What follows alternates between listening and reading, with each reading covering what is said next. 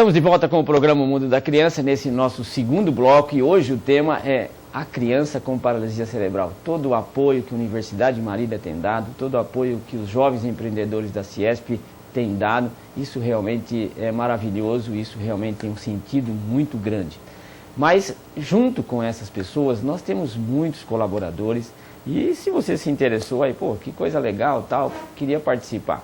Eu queria te convidar, dia 15 agora é a próxima terça-feira, é o dia do nosso ambulatório. Nós fazemos um ambulatório na terceira terça-feira do mês e dia 15 agora é a terceira terça-feira do mês. É só você ir lá na Universidade de Marília, prédio dos ambulatórios, é o primeiro prédio logo na entrada ali da universidade. Você não precisa nada, só ir lá, você vai ser apresentado para as crianças, vão conhecer as crianças e você vai realmente ver como é que funciona um ambulatório de criança com paralisia cerebral. Realmente será um prazer muito grande poder contar com você lá. E nós queremos, assim, dizer que a maneira como a sociedade tem tratado o projeto, a Mariana iniciou a falar sobre isso, tem sido muito interessante, porque espontaneamente nós temos recebido, assim, parcerias e ofertas, etc. Agora, eu queria que a Mariana apresentasse, porque ela tem umas imagens de crianças recebendo as cadeiras. Isso é para você entender o que é uma cadeira que a gente serve a essas crianças com paralisia cerebral. E aí a Mariana podia falar? Nós conseguimos 4 cadeiras, como já foi falado. Esse é a nossa criança. Qual que é essa daí? Esse menino? Isso, eu não vou saber o nome. É o Guilherme, se eu não me engano. Ele ficou muito feliz, a mãe fica muito feliz, porque para eles conseguirem sair de casa é um sacrifício. Tanto até mesmo para ir no ambulatório, eles precisam tem que arrastar a criança, tem que carregar no colo, e as crianças crescem, não tem como, a mãe não aguenta. Essa criança acho que é Essa criança é de Adamantina, esse é o Matheus. É o Matheus. Esse é o Matheus. Essa é a Luciana e ele Wallace. Não, o Wallace não. Leonardo. Ele cresceu muito, eu lembro, desde o início ele está com a gente no ambulatório, ele cresceu muito, desenvolveu e agora está com a cadeira. Ele é novo, não sei o nome dele, mas também não tem nem o que falar, né? Tem que agradecer a todos nós que colaboramos com essas crianças. E também a gente não falou ainda do Marinho Runner, né? Da Soraya, que tem ajudado muito no projeto também. Eu acho que cada um que vai até o ambulatório, que às vezes não gosta de ver aquelas crianças, não gosta de ver as cenas ali, não gosta muito de ir no ambulatório, mas ajuda de fora. Eu tenho muitas pessoas que todos os meses doam fraldas. Até se você quiser doar fralda, não puder ir no ambulatório devido ao dia, por ser durante a semana, se quiser doar fralda, liga no CIESP, Alta Paulista, fica na Rua Araraquara. O Dr. Francisco vai falar o telefone que eu não sei. Mas CIESP com a Eliane, ou Michele, ou Maria, 3413-2420. Também, 3413-2420. Ou pelo Facebook, nós temos a página do Amor de Criança no Facebook. A página é Amor de Criança. Ou se não, também no Facebook, na página do NJE. NJE CIESP Alta Paulista. Por lá você pode conversar com nós, mandar mensagens ou telefonar no CIESP e ver como você pode ajudar. Porque essas crianças realmente precisam de leite, são leites especiais, cada latinha de leite custa mais de R$200. Então, assim, a prefeitura ajuda muito, mas às vezes não é suficiente. Então, o que a gente puder ajudar, a gente tem que dar uma força para essas crianças e para as mães delas, né? Essa colaboração que está chegando, o grupo, a família Marinho Runner, que é uma organização hoje que tem lá a Soraya, que você mencionou, o esposo, o Mário, a filha, a Jaqueline, tem o Marcelo, que está sempre lá, sabe? E essas pessoas têm trabalhado muito junto ao projeto.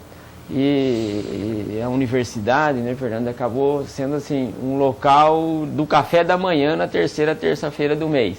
Então nós estamos contando com isso, com a padaria Bom Giorno, que chama? Bom Giorno. Bom Giorno, aqui na Rio Branco.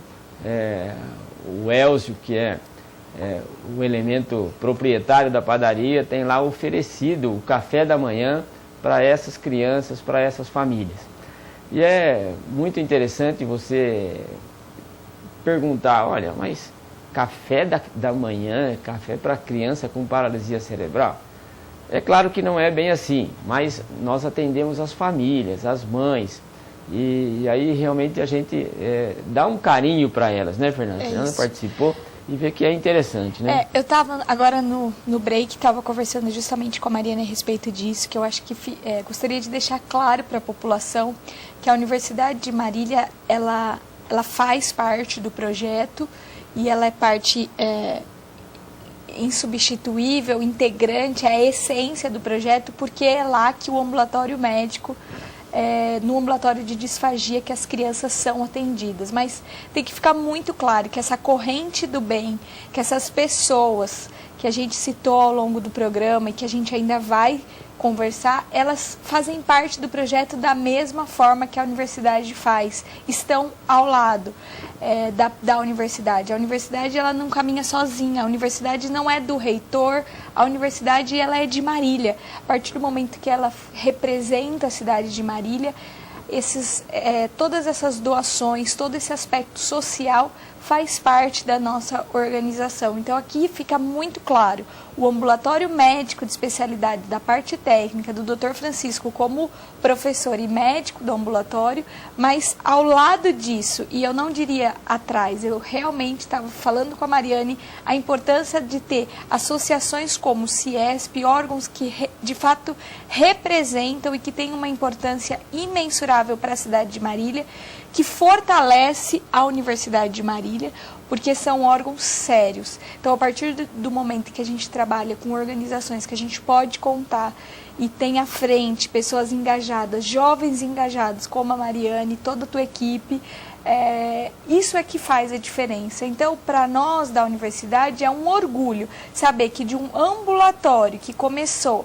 apenas para atender crianças dentro das suas especialidades, ele virou uma coisa muito maior que isso, virou um amor, sai do aspecto formal, do aspecto técnico da medicina, para ir então para esse aspecto social, o que é maravilhoso e que eu acho que aí sim é o verdadeiro sentido da universidade. Eu trouxe também, Dr. Francisco, um vídeo da entrega das cadeiras pelo Banco do Brasil. Essa semana tivemos a honra, então, de ter expressamente mais um parceiro forte, um parceiro de nome que dispensa apresentações, que é o Banco do Brasil. Então, acho que o senhor podia também mostrar as cadeiras. Eu queria até agradecer a Maísa, com quem a gente tem tido contato, porque espontaneamente ela ligou para a gente. Né, Fernando? Olha, nós temos umas cadeiras, tal, a gente está ouvindo falar, tal. Então, a Maísa, muito obrigado para você, que Deus abençoe. Realmente, a sua visita à universidade, nós esperamos você lá na terça-feira, dia 15, e realmente você possa estar com a gente. Mas, se a produção puder já apresentar esse vídeo, essas fotos, realmente foi muito interessante essa visita do Banco do Brasil, quinta-feira, na Universidade de Marília.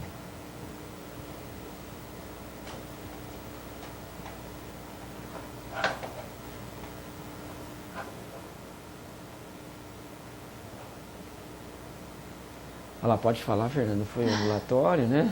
Isso, na verdade, então, o Banco do Brasil entregou então as cadeiras de roda nessa semana para as crianças. 6 cadeiras, né? 6 cadeiras de roda e uma cadeira de banho que foi destinada ao menino Thales. E acho importante, doutor, o senhor explicar para a população como que essas cadeiras são destinadas também, né? Aí está o menininho Thales com a irmã, com a família, com a mãe. Então, na verdade, tem todo um rol de prioridades que os médicos, todos os profissionais destacam, então, para que a gente possa dar encaminhamento para essas doações, né, doutor Francisco? Veja a importância do fato, né, Fernando? Porque o telespectador vai entender por que isso. O Banco do Brasil, nós estávamos precisando de uma cadeira de banho. Aí surgiu a oferta do Banco do Brasil. Mas por que estava precisando de uma cadeira de banho? Uma criança com paralisia cerebral, você precisa ter cuidados durante o banho. E veja, Marina, essa criança, você ouviu a mãe contar na quinta-feira que ela tomava banho em cima da bacia da privada. Imaginem vocês. Doutor, e o menino tinha sofrido uma lesão. Isso que eu ia dizer. E veja aí, em cima da bacia da privada, houve um acidente. A criança ouviu bem a mãe falar, ele caiu, teve um corte na cabeça, na fronte, teve que dar 4 pontos. Certo? Então, para você sentir, telespectador, como há muitas necessidades. Há a necessidade do local do banho, a necessidade da fralda, você está mencionando fralda aqui. Poxa, mas fralda, gente, esse povo consome fralda de maneira impressionante. Consome fralda de maneira impressionante. E aí precisa de um apoio, porque realmente, repito, todas essas crianças são do Sistema Único de Saúde. Quero novamente enfatizar o que a Fernanda disse, um agradecimento à Ana Cláudia, da Secretaria da Saúde, ao secretário, ao Dr. Francisco, às assistentes sociais, a Luana, etc., que tem favorecido o encaminhamento dessas crianças, é claro, para a própria criança. E eu tenho certeza que indiretamente a Regional de Saúde, com o enfermeiro Luiz, que é o diretor responsável hoje, favorece a Secretaria da Saúde para que as crianças, nós temos crianças de Assis, Adamantina, Pompeia, Garça, não são da Secretaria de Saúde de Marília, mas tem se feito um acordo, tem se trabalhado para que realmente essas crianças também sejam atendidas. Então são necessidades assim, é fralda, é cesta básica, é roupa, né?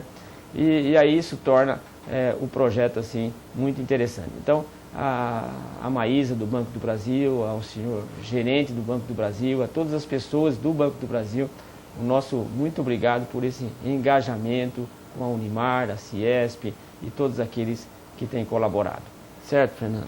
Certo, doutor. Eu quero também aproveitar essa oportunidade para falar sobre o nosso processo seletivo do curso de Medicina da Universidade. Também as inscrições estão abertas para o processo seletivo. Vocês vão conhecer também um ensino médico de qualidade lá ao lado do Dr. Francisco. Então eu quero aqui deixar o site da universidade, que é unimar.br, também para aqueles interessados no cursar o curso de Medicina na Unimar. As inscrições já estão abertas e o processo seletivo é no dia 16 de outubro. E fica aqui mais um exemplo de que a Universidade de Marília não é só ensino. A universidade ela é pesquisa, ela é extensão, mas principalmente responsabilidade social. Mariane, realmente você vê todo esse envolvimento, né? E isso acaba, eu estava lembrando assim que alguém foi fazer, assim, a Mariane, nós vamos fazer a festa da criança. Olha as crianças nossas. Vamos fazer a festa do Dia da Criança. Eu fiquei pensando e falei para a Mara, a mãe dela, Mariane, vocês vão fazer festa do Dia da Criança para criança com paralisia cerebral? Não vai entender nada. Não, vamos fazer. Olha, deu tão certo, telespectador, que as crianças parece que você consegue aí tirar sorriso. Está aí a mãe da Tamires, né? Tamires. A mãe da Tamires. Nós prometemos um ferro de passar roupa, ela não esqueceu até o dia que nós levamos o ferro de passar roupa. São crianças, gente, que não se comunicam, assim, mas qual é um interesse da família, é conseguir alguma coisinha, é conseguir o item do desenvolvimento. Está aí mais uma criança que faz parte do ambulatório, né? Está aí o carinho da Mara com essas crianças no colo. Quer dizer, isso é muito bonito. Está aí o presente para a mãe da Tamires, né? Essa aí não falta nos ambulatórios. Aí o dia de Natal, né? Pode falar, mas... E até foi interessante que no dia do Natal, a mãe de uma das crianças se emocionou. Todos se emocionaram, mas essa mãe, ela fez uma oração, dividiu com todo mundo que estava ali presente como é ter aquele filho, que ela tem muito orgulho de ter aquele filho, que aquele filho é tudo na vida dela. Então ali a gente realmente vê, enxerga que nós temos que ajudar. Essa mãe, ela é vencedora. Todas as mães que estão nesse projeto, todas as mães que têm um filho com problemas, são vencedoras, vieram aqui com essa missão de cuidar dessas crianças. Então nós temos que valorizá-las muito. Então não é só a criança que nós temos que valorizar, e sim também as mães, os pais que estão todos os meses lá com a gente, estão todos os dias com as crianças. Muitos deles não saem de casa para cuidar o dia inteiro daquelas crianças, não tem mais vida social, não tem mais vida cultural, não tem mais nada, só a vida gira em torno da criança. Então, assim, para nós, a gente se emociona em ver essa situação, em poder proporcionar essa melhora na qualidade de vida das crianças e das mães. As mães, para conseguirem ir no ambulatório, elas têm que acordar às 5 horas da manhã, 6 horas da manhã, muitas vezes sem tomar café da manhã. Então ali a gente proporciona um momento agradável para todas aquelas mães, e também elas começaram a conversar uma com a outra, trocar experiências. Às vezes o filho de uma já passou por tal coisas que o outro está passando, então isso foi muito interessante. E só com o tempo que nós fomos observando esses fatos. Eu vejo que a universidade, Fernanda, passou a ser o weekend dessas famílias e dessas crianças. Sabe? É muito interessante. Então, é muito interessante, muito interessante. Mas, Fernanda, obrigado pela tua presença, obrigado mesmo, obrigado, viu, Mariane? Obrigada, doutora. A gente que fica com muita honra mesmo de estar aqui, né, Mariana? A gente, no começo, como que nós vamos conversar com o doutor Francisco, uma pessoa tão experiente, mas o senhor deixou a gente muito à vontade, e eu espero que o pessoal lá de casa também tenha gostado da nossa conversa. Como eu disse no início, para mim foi uma honra estar aqui, e é muito bom poder mostrar às pessoas, à sociedade, o que nós estamos fazendo, e convidar todos novamente a participar desse movimento tão bonito que é ajudar essas crianças. E, Mariana, vamos trabalhar para a próxima palestra já. Vamos, já estou atrás de um palestrante. Sai daqui com esse desafio, já encerra o programa com esse desafio, doutor Francisco. Mas, muito obrigado a vocês. Mas nós tivemos, durante essa semana também, a situação do nosso Brasil.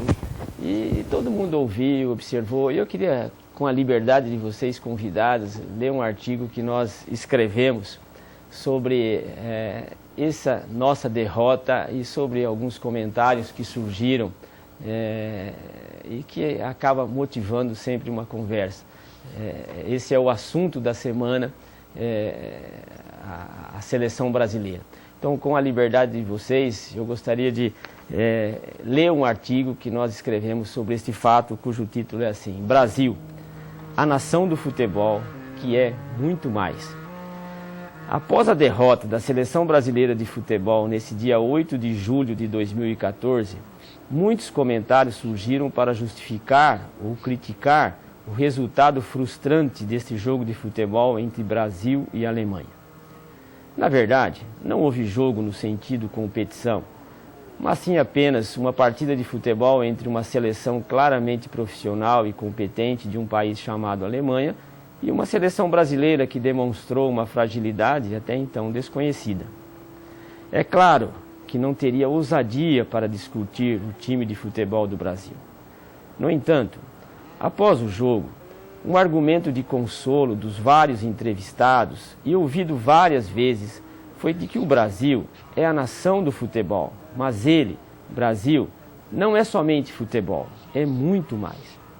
Essa afirmação é inegavelmente uma verdade. Entendo que esse muito mais é de um conceito muito amplo, mas com certeza inclui o seu povo que não joga profissionalmente futebol. Certamente, os que assim pensam devem concordar que esse muito mais tem também sofrido constantemente derrotas não menos catastróficas do que o 7-1 contra a Alemanha. Sim, esse muito mais do país é gente, povo, adultos, jovens, crianças, homens e mulheres que com certeza vivem nessa terra com futebol vitorioso ou não. Essa gente que representa o muito mais mencionado são os que cedo acordam para enfrentar o dia que Deus coloca diante deles. Ao sair de casa, este, que é do Brasil, como diz o eclético Galvão Bueno, enfrenta um adversário chamado transporte público, do qual, em pé ou pendurado nas janelas ou portas de ônibus ou trens, de maneira muito mais humilhante que o 7-1. Mas é do Brasil o trabalhador que leva o filho na escola pública. Este é outro jogo muito difícil. Sim, educar filhos em nosso país é um jogo que mais parece uma batalha. Essa vitória de educar tão desejada tem uma defesa na escola pública que rebate muito bem, dizendo que não há vagas ou não há material, e assim a derrota dos filhos fora da escola, com certeza, é mais humilhante do que o 7-1. Agora, quer ver este brasileiro enfrentar um jogo difícil é quando ele, ou o filho, ou a esposa ficam doentes. Este que é do Brasil, invariavelmente é derrotado de goleada por seu adversário chamado saúde pública. Neste jogo, poucas vezes este brasileiro consegue empatar ou vestir verde e amarelo para comemorar. Em geral, ele apanha tanto e a saúde pública é um adversário tão implacável que o deixa em um frio corredor, em um desconfortável cama de um hospital que nunca tem um padrão FIFA, até sem um pijama ou uma cobertinha para se aquecer. Se Deus opera milagre ou uma mão bondosa o ajuda, este, que é do Brasil, levanta do campo de jogo e continua sua trajetória de brasileiro. Do contrário, ele recebe desse adversário, saúde pública, tantos chutes com bolas tão pesadas que ele de verde e amarelo fica vermelho ou roxo e vai parar no cemitério numa desforra muito mais humilhante do que o 7-1. Outra realidade difícil que este que é do Brasil enfrenta é quanto à sua segurança. O time da segurança pública não consegue manter as leis dos jogos e coloca o brasileiro e muitas vezes a família numa fragilidade muito mais humilhante que o 7-1. Sim, brasileiros, o Brasil é muito mais que a nação do futebol, mas tem na vida muitos adversários que no dia a dia o derrota de maneira muito mais humilhante do que o 7-1. Estes adversários, brevemente mencionados, são poucos, porque alguém ainda pode lembrar o time imbatível da desigualdade social, o time da incompetência política, dos acordos políticos incompreensíveis e dos desacertos do poder executivo, judiciário e legislativo. O técnico desses times, que diariamente o do Brasil enfrenta, tem uma tática inabalável chamada corrupção. Esta tática tem muitos modos de atuar, mas o que vê durante o jogo é que ela bate sem coração, de maneira inescrupulosa, quebrando coluna, os pés e a cabeça deste que representa o muito mais. São muitos adversários e confirmo que para o muito mais, 7-1 é pouco. Esteja certo, jovem e competente Davi Luiz, que você vai ver o seu povo sorrir de maneira permanente quando estes outros adversários forem vencidos. Saiba que a derrota de 7-1 para a Alemanha foi muito pouco diante das humilhantes derrotas de cada dia do seu povo que representa o muito mais. Oxalá os representantes do Executivo, Legislativo, Judiciário, do Municipal, Estadual e Federal viessem a público, como fez o senhor Luiz Felipe Scolari, e também dissesse que é minha responsabilidade pelo fracasso da economia, da saúde, da educação, do transporte, da segurança, da inflação, da política interna e externa, que são os adversários implacáveis do muito mais que é do Brasil. Como isso não vai ocorrer, cumpre aquele que é do Brasil lembrar no momento oportuno e dizer em alta voz ou voto que o Brasil é a nação do futebol e muito mais mesmo. Que você, telespectador, continue a ensinar o menino no caminho que deve andar e até quando envelhecer, com certeza não se esquecerá dele. Muito obrigado e um grande abraço para todos e um bom final de semana.